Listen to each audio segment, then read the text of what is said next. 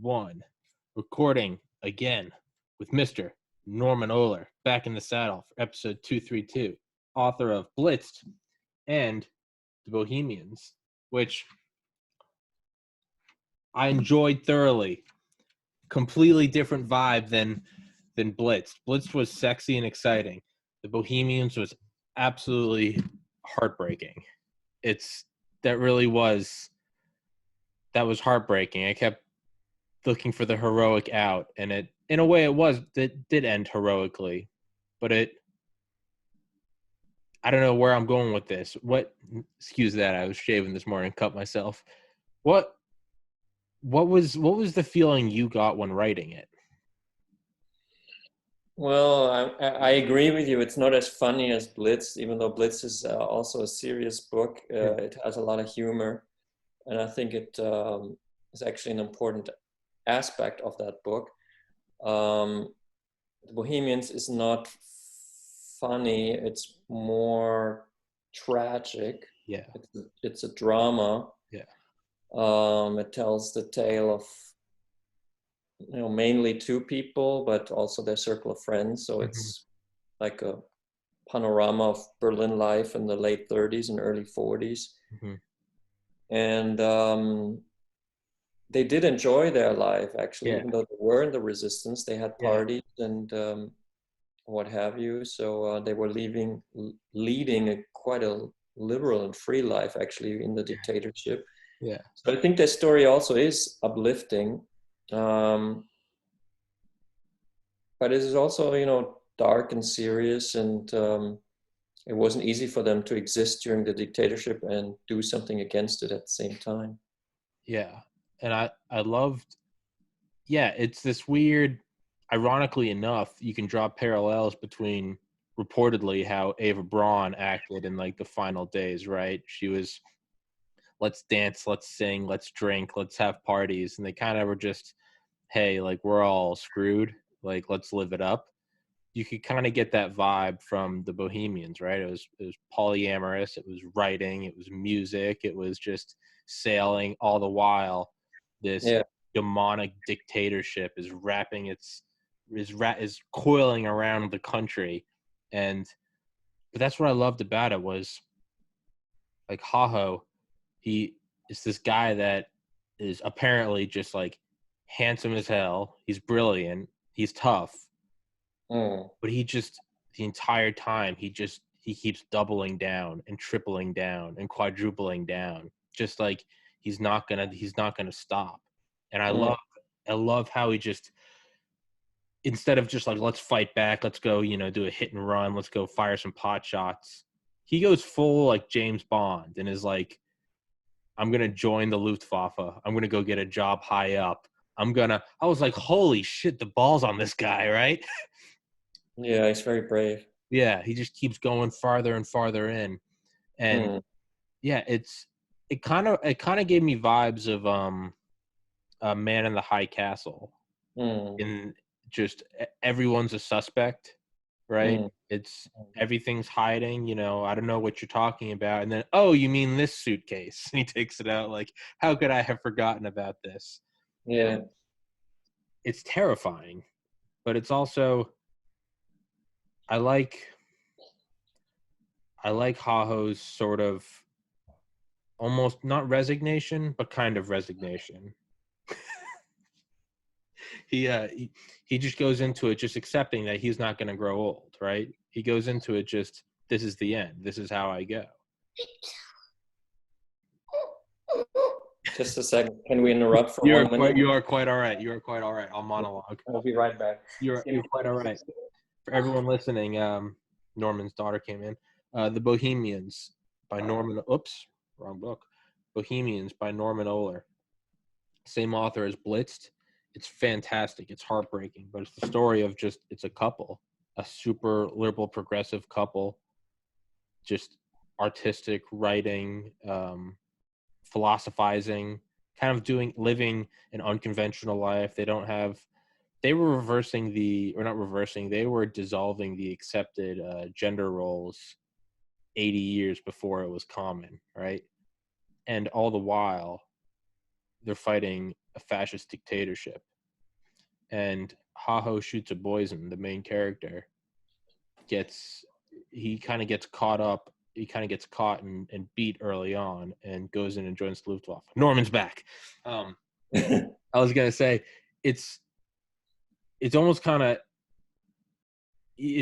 like, you know, it's like that saying, I was doing this before it was cool.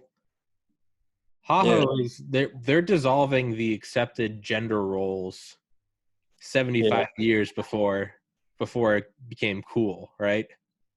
In terms of I mean, we had the 60s Cultural Revolution in America and in Germany. Yeah.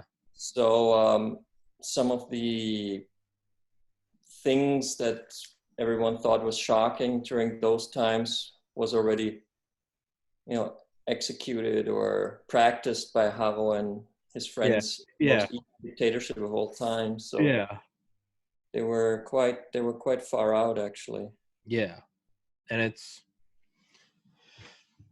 for me, what it was is, normally when, you know, whenever I'd view something like a resistance during any sort of dictatorship or under any totalitarian rule, it always seemed kind of in vain. It was like, if we're gonna take on this empire, you're gonna do it with 1,000 tanks, a bunch of bombers, right? It's gonna be a nation's gonna come and get it.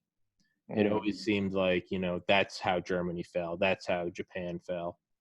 But with this was really the first-hand account, right? I mean, it's a 9-hour book on Audible. This is the first time I've really sat down and gone into what the resistance consists of, and it's almost like that saying, watch your pennies and the dollars will take care of themselves, right? Don't wait for the big paycheck. Just, you know, buy the off-brand label, and next thing you know, you'll realize your savings are going up. That's the vibe I got from it. Was like, don't wait for D-Day. Don't wait for the Americans. Don't wait for the Red Army. It's what Aho kept saying. If enough people just act, right? Yeah. It starts to poke holes in it. I mean, it's interesting to try to figure out what can you actually do against such an oppressive regime. Yeah. And he just, I mean, the easiest answer for him was, I have to do something. Yeah. And so they tried different techniques. They did a lot of different things. It's as you said, they just, you know, on a daily basis opposed the totalitarian right-wing racist way of life. Yeah. So that's what was impressive to me, you know, it's not that I don't know, maybe we can learn from them. I suppose we can learn from them. I mean, we live in different times, but we also live in challenging times. Absolutely. So it's interesting to concern yourself with the topics of resistance or nonconformist lifestyle or. Yeah. And it's one thing I had to remind myself, and I have to do this with every historical book, including Blitzed, which is, by the way, I've had several people listen to that because of this podcast and they loved it.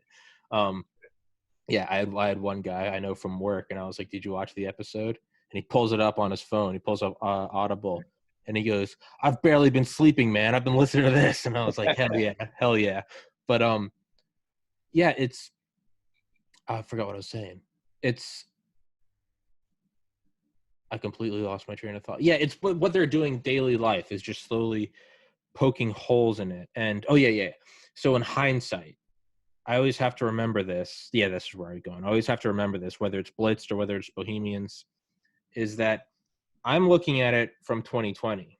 Or more importantly, not even 2020. I'm looking at it from post 1945. I know what happened. You have to go in their shoes, and they didn't know what happened. There was no liberation of the concentration camps. There was no, A-bombs in Japan. This is years before. It wasn't guaranteed that this was going to happen. It was, was Hitler going to commit suicide, or was Hitler going to rule for 8 decades? It was, and when you put yourself in that mindset, you realize, oh, holy crap, like, they really were just, standing in front of the forced fire of fascism, and were just like, they had a little water bottle, but they're like, if enough people take out it's like the quote, no single water droplet thinks it's responsible for the flood, right? But it's, yeah, it's a little bit does it. And yeah, and Haho saw it, right? I mean, Haho saw it. He said, I believe before 39, he said, what you'd say, he could feel like the rumblings in the metaphorical earth that war is coming. And he was, yeah, he felt it. He felt it, I think, already in 34 that war was coming, because he was sure that the fascist system is going for an armed confrontation. So yeah, he was it's like a prophet in a way. Yeah, yeah, and he kind of knew the future. Yeah, he was, and I think he also knew his own possible future, but he wasn't afraid. Yeah, he was taking it into account. So yeah, he was probably one of the bravest people you can meet. So absolutely, yes, that's what makes the story also quite interesting and gripping for me to research it and for you to read it, hopefully. Yeah, it's prophetic and even fatalistic. I definitely get that like vibe from Haho, is that he kind of looked at it and was like, this is the hill I'm dying on, right? It was, what did he say when he was flying? It was he was I'll do what I can until I realize that I have to land an abandoned ship and basically go just run into the metaphorical fire. Yeah. But yeah, it was, and almost you could draw, really stretching, but you could draw some comparisons to Buddha, right? Siddhartha Gautama, right? Because he was born into a really rich family, had everything, and then went out into the world of suffering. Well, Haho was marrying into wealth, and connections, right? Connections to Bormon through his I guess fiance and fiance's family. He could have, no pun intended, he could have just gotten lockstep and marched along. He would have been part of the elite. He probably would have been, shooting up Yugoslav with Hitler if he really wanted to, right? He could have lived a partying life, but he walked into the fire, which is just insane. And it's another sort of thing that really stuck out to me was, it's throughout history, at least throughout the 20th century, there are always stories of, right, the secret police threatening your family or something. If you talk about this, if you say this, we're going to kill your family. And it's easier said than done. But I've always thought, like, if that would happen, I think you'd almost have to continue with what you're doing and let them kill your family. Because if they're threatening to kill your family now to keep it quiet, then they are going to be willing to kill everyone's family when it is advantageous to them. And Haho saw that when his friend was beat to death or his heart gave out. That's when he keeps going back. He saw it. He has the kidney stones. He was like, he's like, I've already seen it. It will not stop. And the only reason it's not ubiquitous right now is because they still haven't seized complete power. Yeah, I think you're right. It's crazy. And then the balls on Haho that he writes that message in the cigarettes. The guy's getting interrogated. For everyone, there's spoiler alert for everyone listening. At one point, there's another resistance guy being interrogated, but Haho's part of the institution now doing the interrogating. He comes in and he offers the poor chap a cigarette. And then he asks the SS guard, do you mind if I give him a cigarette? No, why would I care? Do you mind if I give him the whole pack? No, why would I care? And Haho goes in and he flips open the thing, and there's written right there as code for basically like, be cool, I'm on your side. I was like, holy shit, this is some James Bond stuff. It's Did you actually enjoy to listen to it? Did you also listen to Blitz, or did you read it? I listened to Blitz. I listened to both of them. And is the narration good? Narration's good. It's not the same guy, but it's good. Okay. Yeah, I knew you were gonna ask that. It's good. But they're also, the books entirely are apples and oranges. Yeah. There really are. When I first finished it, I was writing you an email, and I was saying the Bohemians was awesome, but I realized as I was typing that, I was like, that's not the right word for it, right? Because Blitzed is crazy. Blitzed is a frat house on meth, literally Yeah. and figuratively. Bohemians is entirely different. Mm. It's not. It's very it's romantic. Yeah. We're all gonna die. It's kind of the vibes I get from it is it's the deck of the Titanic almost. Yeah, kind of actually. Yeah, it's going down. The chairs are sliding. Might as well keep playing the music, right? Mm. We're all Yeah. going into the icy water. Might as well try to keep it afloat. Mm. It's. I have to ask. So, how did you research it?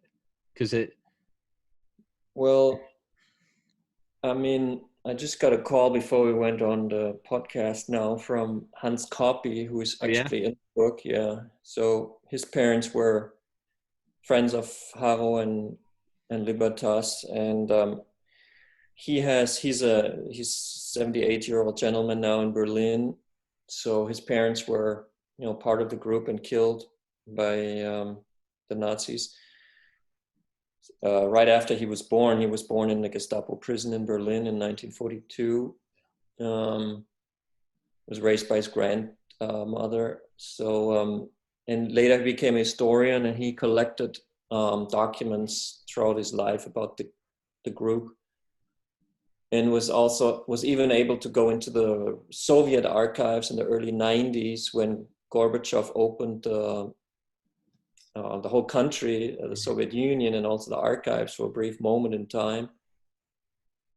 So he collected a lot of valuable information, and it is now stored in the German, it's called, it's like the official memorial for resistance in Berlin. Mm-hmm. It's not open, the archives are not open to the public, but through becoming friends with Hans Copy, I was able to get into these archives and get a lot of materials. But I also met a few other children of former resistance people from the group. Like I was able to meet 3 or 4, descendants of some of those that were part of the resistance work. And they had all specific information, documents from their parents. And so I puzzled it together. It was like a historical detective work in a way, because when Hitler found out about the Bohemians, he ordered that not only that they should be destroyed, but also their stories shall be destroyed and forgotten. So he ordered the destruction of all the documents, like the Gestapo interrogations of Haro and Libertas and some others are gone. But since we're in Germany, we keep a lot of records, basically on every time you go to the toilet, there's a record being made, at least in Nazi Germany. So they didn't destroy everything. So quite a lot actually did survive. And I was able, through meticulous research, to put together this story. I love the imagery of now you, Norman Ohler, in a sense, being a resistance fighter, because if Hitler was, like you said, it's not enough that they die, right? It's they used to do that whenever there would be when they'd find resistance fighters in Poland. They'd kill everyone in the village, they'd burn the houses, and then they'd bulldoze it. They wanted to erase it, and Hitler tries to erase everything, and yet 75 years later pops up on an audiobook, and it's like, nope, you didn't win. And but yeah, that's very 1984 kind of imagery, right? From the what would they do in 1984? It's they burn or incinerate, or they completely get rid, right? The party's never wrong. It's who controls the past controls the future. Who controls the present controls the past. Hitler was. It's not enough that they're gone. They're gone forever, and you will never say his name. You will never talk about them, and it's still it seeps through. And yeah, even his parents, Harrow's parents, were not allowed to talk about the death of their son. yeah, They were threatened with a concentration camp if they ever spoke about the yeah, execution of the children. So that's quite radical. I mean, that's that's insane. yeah, it's insane. That is insane. So I mean, we can wonder. I mean, how many stories actually have been erased and forgotten? That's what I was getting. Maybe the Bohemians is just one example of, you know, many other stories or people that were Yeah, brave. yeah, So yeah, it's important that that one survived. yeah. That's what I was going to get to, was how many stories were stamped out, how many Mm, were effectively incinerated, just mm, completely wiped off the map, and they kind of exist in that void of no one ever knows except those who were involved, right? mm, How many inside men like Haho? How many inside men were in there that were instrumental in taking down the Reich, but whose stories were effectively removed from the face of the earth? mm, Not that they're classified, that they're gone. I mean, there could be things that we will never know. It's, we know about Operation Valkyrie, sure, but like, who knows what else happened? How many people were feeding wrong information to the Luftwaffe, or to, something we talked about, Dr. Morel? Like, how many figures like that are there who were not the famous person, but right next to them, right? mm, What the secretary tricked them into, to trick Libertas into thinking, right? She's not one of them. How many were actually like that, though? Not a facade. How many secretaries were there? How many, people doing the tattoos of the concentration camps? How many people did mm, slowly switch something that could have, the butterfly effect, completely altered the war? But there's a lot of power in, destroying those stories to disillusion anyone from taking up a resistance of their own. But the ones that slip through have a profound effect. The Buddhist lighting himself on fire, Tank Man in Tiananmen Square, right? There are a mm, lot of them that their image slips through, and it kind of echoes across the decades, and it mm. inspires people in future dictatorships to rise up against it. Yeah, It's absolutely. yeah, it's absolutely beautiful. I loved it. And I love that there is a funny part, and it's, you go back to Bormann, because it's as soon as you started describing him, it was the same thing that made me laugh so hard in Blitzed. It's just this fat dude with these flowing silk shirts and a Celtic belt and nail polish, and high as a kite on morphine. And I loved how you slipped Bormann into there, and I was like, yes, he's back. The moron's back. But yeah, it's I think we talked about it last time. What's on the horizon for you? What are you working on, or is that, you got to keep that quiet? Well, I mean, I have to keep it quiet because You're killing me. um, I got you. I I got you. hope you understand I because understand. I still have to figure out myself, I but it understand. will be again. I Uh, understand. I will be again concerned with history. I would hope so. If you stopped writing, I would be very upset. I'd be I want to write a book about Trump's drug history, but yes, yes, please I do. I would really need a good source material Yeah, because I think there's also a lot of speculation. So maybe that has to wait a little while until the files are yeah. There's get to the files. there's yeah. There's And no yeah. There's no way he's not on some Adderall or ephedrine or something. will this podcast be aired after the elections? Before, do you want it before or after? Does it matter? I don't know. I'm just curious. Oh, I know it'll. I'll put it up today. Okay, good. Yeah, there's no way.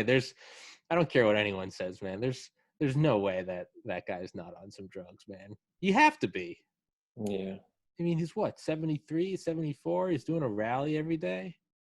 Hey, I'm not hating on it, man. Stimulants are great, but I mean, come on. The idea that you don't touch anything, get out of here. Get it. You're the president. You got your own team of doctors. Yeah, he's not drinking. Yeah, you're not drinking. Okay, I'll give him. Sure, maybe not. Maybe whatever. I don't drink, so maybe maybe he doesn't. Yeah. But the idea that you're not He running doesn't the need. yeah He's got stronger stuff than drinks. yeah. It's there's no way you don't have a doctor giving you the good stuff, right? You got the Yeah, whole government at your disposal. You got all those classified drugs. You can do whatever you want. yeah, it's true. Yeah, absolutely, it is. So, what do you think is going to be the outcome?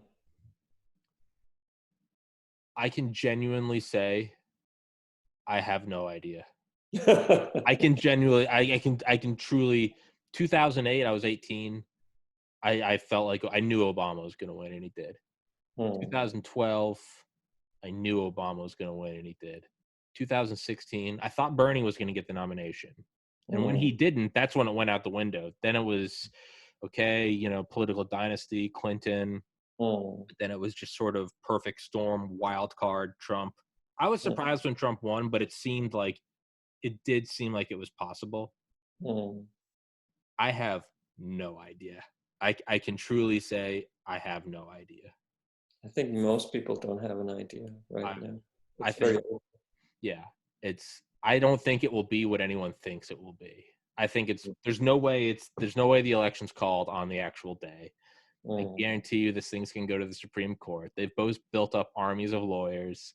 There's going to be riots. It's going to go to the Supreme Court. It's going to be recounts. I think if it's delayed, and I think Nancy Pelosi becomes president if it goes past a certain number of days. It's going to be no, but really, that's the line of succession. If it goes past X number of days, okay. technically she becomes, or Trump is president until January 19th, and then she will become like temporary president. It's going to be something insane. I really don't know. There is something that's good, that there is an objective good that's come out of all of this.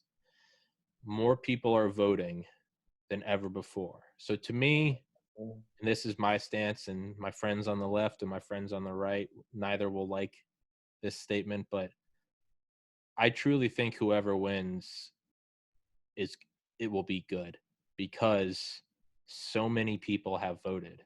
Yeah. That whoever wins, it will just be, hey, everyone voted. There's going to be no more, well, 50% of eligible voters didn't vote. It's going to be whoever voted, if it's I like them or not. If they win.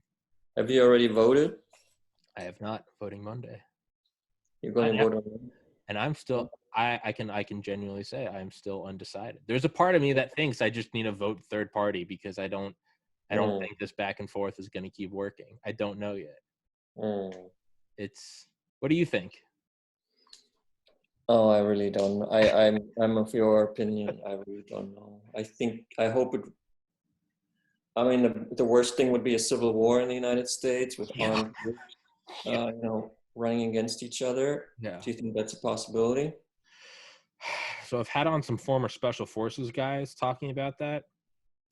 They said that they do think that's a high possibility, but it will be pockets of violence. It will be pockets of violence, and it will almost serve to inhibit further violence, because we're going to see it sort of pop off, and a bunch of people are going to get killed, and I think it's going to kind of cool the air. Everyone's going to be like, holy shit, this is real. There are dead bodies. Hopefully it'll slow down. But if it does, I think it will be far right and far left pockets of extremely radicalized people are going to. Is the far left armed enough to fight the far right? Unconventionally, you could. You're right. Not with firearms. But I mean, shit. You go buy the right ingredients from Home Depot. You can make a bomb, or just get in a car. Yeah. It will be, or just mob in general. A mob you get 100 people go rush a house. Doesn't matter if they have a gun. Regardless, I think there's a possibility it could pop off. I don't see a full-blown country melting down. I don't think that's maybe I'm optimistic. I don't know. It's 2020 after all. I feel like anything could happen. But it's a pretty crazy year. I was thinking kind of on the lines of Blitzed. we will see some real life chemtrails. That I hate it, that conspiracy of dumping drugs into the atmosphere. Maybe if it gets too crazy, maybe you just put some planes up there and start dispersing some Valium or something. Chill everybody out, Not LSD, please. Not LSD. Actually, I'm for the LSD. I'm for, let's just do it. It will be madness, but maybe we'll come out on the other side and enlighten society. Or we'll fire all the nukes. Either way. So you've studied MK Ultra and all this stuff? I have, and I'm waiting for you to write a book on it, because you teased me with that last time. You asked me about Fort Detrick, and now you're not saying anything, so I tend to think it's something along those lines, but I don't want to press, so I'm not going to. I've run you for my 30 minutes. I know I said I'd let you go. I've knocked out Blitzed and Bohemians. What is your favorite work? Of the two, or of my work in general, or of your work in general? Because Norman, you're coming on it. You're coming on a third time in a month. I'm gonna read another book, and you're gonna come on. You don't have a say in the matter. Well, your problem is that I only have 2 books in English out right now. There's got to be a translation, right?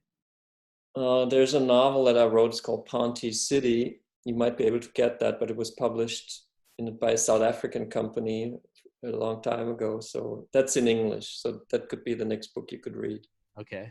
Ponty City. It's about South Africa. But in general, I would say, I asked my friend Wim Wenders once, what's the favorite film you made? And he basically said, I can't really say. Like, every film is like my child. Yeah. Can you say this is my favorite child? No. Sure. I do like The Bohemians, but obviously, because it's my newest book, and I think it's, in a way, well made. Yeah. It's a difficult book to write, to really reconstruct the lives of these people. Yes.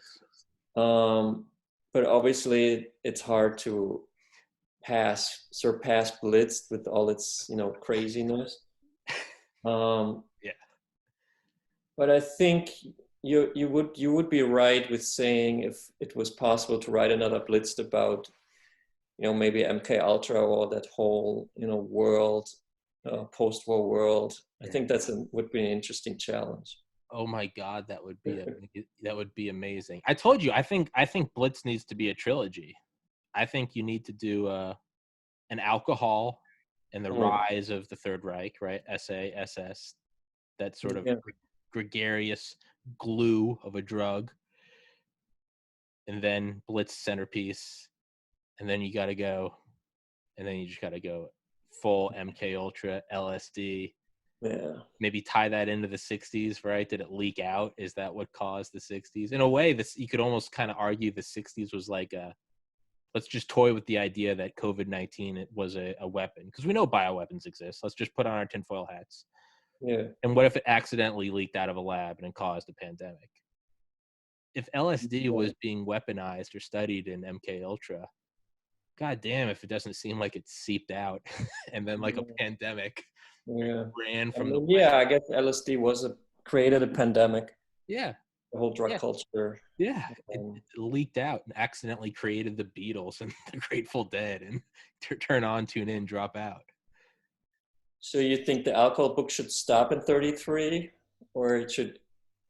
I don't necessarily think that it should stop at a specific date. I think that you should start with it and overlap into Blitzed.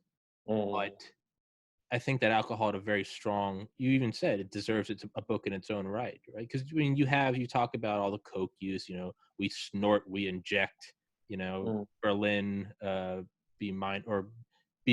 but Berlin, take a breath, be mindful your dance partner's death. Like, I think there is a huge history in alcohol that you need to. Yeah, that's true. I feel like that's the only way you can form the SS and the SA is you get a bunch of 18-year-olds full of testosterone, get them drunk as shit, wave the flag, boom. Now you have a dictatorship. Yeah. No, I think we'll speak more often.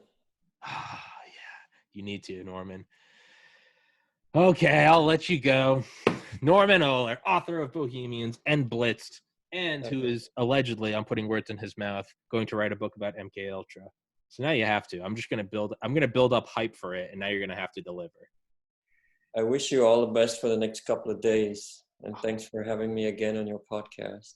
Let's see how it all pans out in the United States of America. Well, thank you for coming on, Norman, and thank you for your well wishes. I need it. Let's hope that it works out well. Let's hope it doesn't dissolve into anarchy. And if it does, and a dictatorship forms, I'm just going to be the next Haho. You can write a book about me. I will. I'll sneak you my hard drives. I'll take podcasts in private.